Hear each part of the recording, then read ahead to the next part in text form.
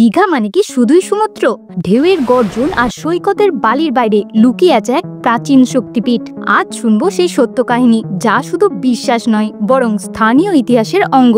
আপনি কি জানেন এই মন্দিরের শিবলিঙ্গ নিজের ইচ্ছেতে মাটি খুঁড়ে বেরিয়ে এসছে? কেউ বানায়নি, কেউ বসায়নি। এখানে ঈশ্বর আছেন এবং তিনি শুধু পুজো নেন না, শর্তও রাখেন। এটাই চন্দনেশ্বর। এটা কোনো গল্প নয়, এটা সত্য। দীঘার চন্দনেশ্বর মন্দিরের সাথে জড়িয়ে রয়েছে লক্ষ্মীর বাড়ি ছাড়ার গল্প। ভিডিওতে আগে যাবার আগে চ্যানেলে নতুন হয়ে থাকলে সাবস্ক্রাইব অবশ্যই করে নেবেন। চন্দনেশ্বর মন্দির অবস্থিত উড়িষ্যার বালেশ্বর জেলার চন্দনেশ্বর গ্রামে, যা দীঘা থেকে মাত্র 6 কিলোমিটার দূরে। মন্দিরটি প্রাচীন কলিঙ্গ স্থাপত্য শৈলীতে নির্মিত, যার সাদা মার্বেলের গঠন ও সূক্ষ্ম নকশা দর্শকদের মুগ্ধ করে। চলুন এখন জেনে নিই সেই লক্ষ্মী নামের মেয়েটির বাড়ি ছাড়ার গল্প আর তার সাথে জড়িয়ে থাকা এই মন্দিরের অদ্ভুত রহস্য। লক্ষ্মী নামের এক তেলি ঘরের বউ ছিলেন, যিনি রোজ এই অঞ্চলে তার গরুকে নিয়ে চড়াতে বেরোতেন। এই জায়গায় এসে লক্ষ্মী এক জায়গায় বসে মহাদেবের তপস্যা করতেন, কারণ তিনি ছিলেন মহাদেবের পরম ভক্ত। কিন্তু যখন তিনি গরু নিয়ে বাড়ি ফিরলেন, তখন তার শাশুড়ি দেখলেন সেই গরু ঠিকমতো দুধ দিতে পারছে না। গরু দুধ দিতে না পারার জন্য তার বাড়ির লোক তাকে বাড়ি থেকে তাড়িয়ে দেন। লক্ষ্মী এই গ্রামের স্থানীয় মেয়ে।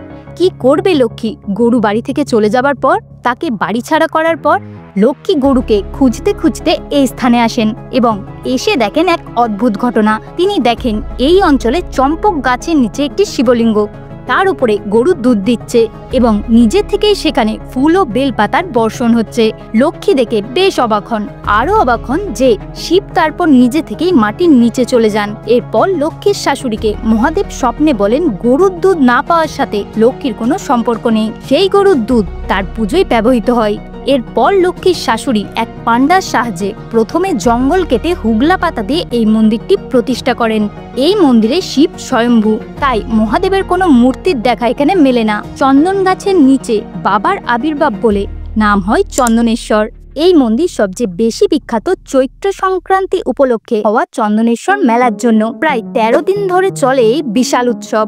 এ সময় মন্দির চত্বর রূপ নেয় বিশাল ধর্মমেলায়। ভক্তরা রাতে জেগে কীর্তনে অংশ নেন, চন্দনের জল দিয়ে শিবলিঙ্গে অর্ঘ্য দেন। এছাড়াও হয় কামিনা বেহা, এক ধরনের প্রতীকী বিয়ে, যেখানে শিবের সঙ্গে এক সাধারণ মেয়ের বিয়ে দেয়া হয়। এটা আসলে দেবতা আর ভক্তের মিলনের প্রতীক।